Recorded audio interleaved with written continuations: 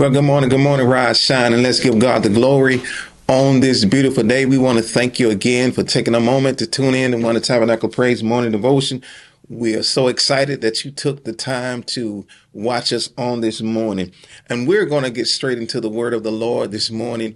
It is in 2 Kings chapter number 13 and verse number 19, where we will pick up and teach our lesson on this morning. 2 Kings chapter number 13, and we're going to look at verse number 19.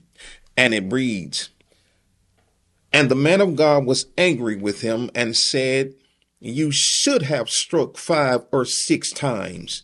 Then you would have struck Syria till you had destroyed it. But now you will strike Syria only 3 times." And I'd like to entitle this devotion this morning, Keep on Striking. The story picks up where Jehoash is weeping over the bed of the prophet. And he repeats the same word that Elisha quoted when Elijah was taken up. He said, "The chariots and the horsemen of Israel." It is at the deathbed where Jehoash comes to the full revelation, and he understands that the victory that Israel walked in, it had nothing to do with their military might, but it had everything to do with God and the prophet that was speaking over the nation. The Bible said that in his death, he's still concerned about the people of Israel. Jehoash come to him and he received divine instruction, a guarantee to victory from the prophet's mouth.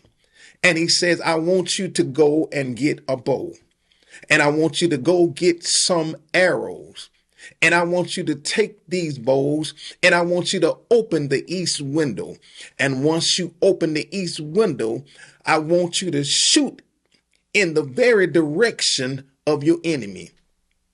In these times, anytime you would shoot an arrow in the direction of your enemy, or throw a spear in the direction of your enemy, you was declaring war on your enemy. So the text teaches us that we cannot sit back and be passive when the enemy is constantly trying to attack us. We must make up in our mind and draw a line in the sand and say, enough is enough.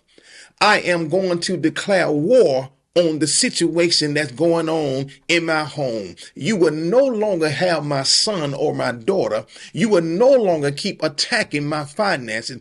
I declare war. And the Bible said after he shot the arrow that Elisha declared out of his mouth, he said, "This arrow is the Lord's victory over your enemies." And when we open up our mouths and when we declare what God has already said, the victory, it shall be ours. Notice that before they get on the battlefield, before war even broke out, before anything had been done, the Bible said that Elisha already declared the victory.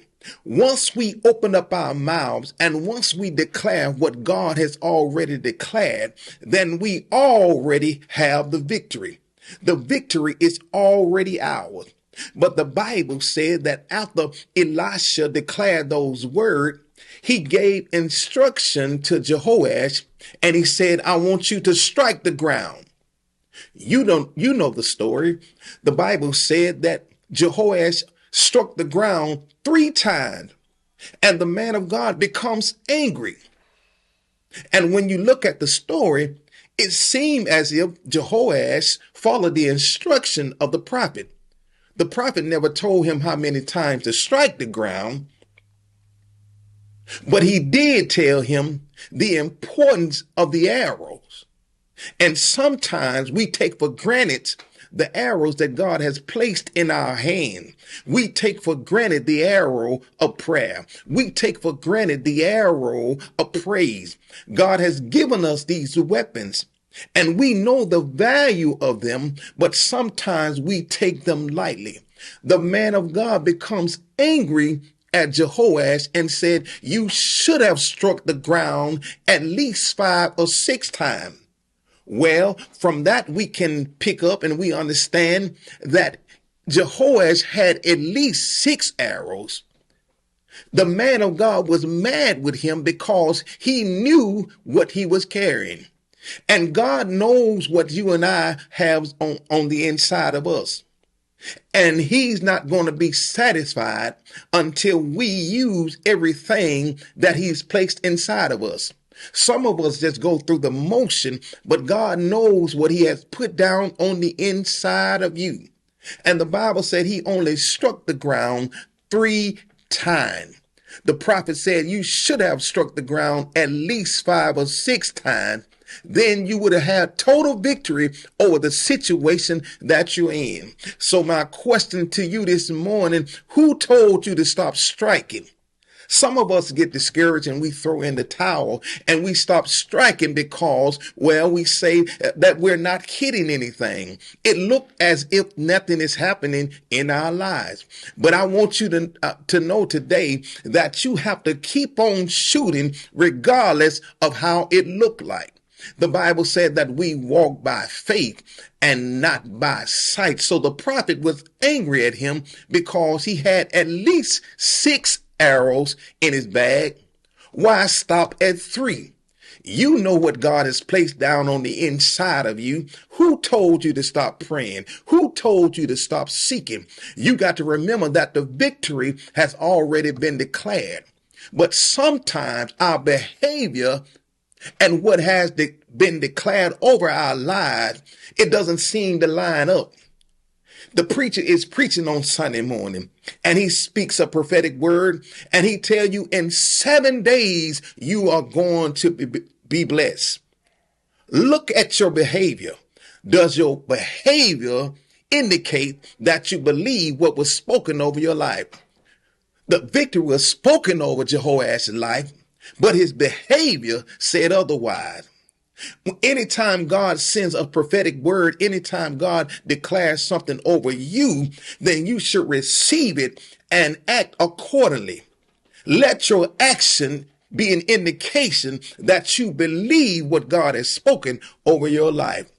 Don't stop striking. It doesn't matter how dark it looks. It doesn't matter how difficult it is. God knows what you are carrying. He knows what he's placed on the inside of you.